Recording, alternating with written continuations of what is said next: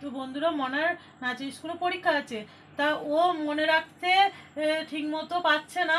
তা আমি দেখলাম যে আমি যদি প্রতিদিন হয়তো ওকে করাতে পারছি না, সেই জন্য একটা ভিডিও করে রেখে দিচ্ছি। তা এটা ও প্রতিদিন দেখবে, তাহলে প্রতিদিন তাহলে সেটা এখন পরীক্ষা পর্যন্ত তাহলে ও সেটা চর্চা হয়ে যাবে যে এই জিনিসগুলো আসতে পারে। তার জন্য আমি একটা ভিডিও করে রাখছি। আর এটা একটা বাচ্চাদের জন্য একটা একটা টিপস যে প্রত্যেক বাচ্চারা যদি মনে রাখতে না পারে তা একটা ভিডিও করে আপনারা ফোনেতে রেখে দেবেন। তা আমার এটা মনে হলো যে আমি ফোনেতে রেখে দিই, তাহলে ও ফোনটা প্রতিদিন দেখবে, ভিডিওটা বারবার দেখবে, দেখলে ও বলতে পারবে যে এই কোশ্চেনগুলো তাহলে আসবে।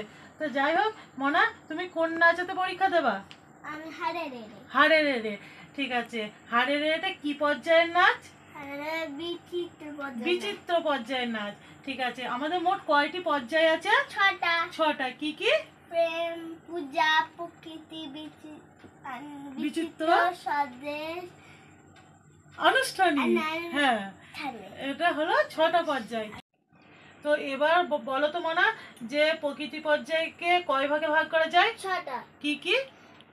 গ্রীষ্ম, বর্ষা, শরৎ, হেমন্ত, শীত, বসন্ত। হ্যাঁ, মানে আমাদের ছটা ঋতু মনে রাখলে প্রকৃতি পর্যায়কে ছটা ভাগে ভাগ করা যায়, ঠিক আছে মনা?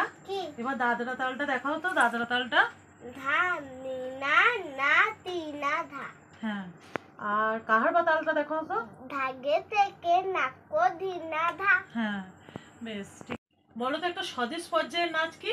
স্বদেশ নাচ কি? আমরা সবাই রাজা। আমরা সবাই রাজা, হ্যাঁ, মনে থাকবে তো। আর একটা প্রকৃতি পর্যায়ের নাম বলো। মেঘের কোলে, ঠিক আছে।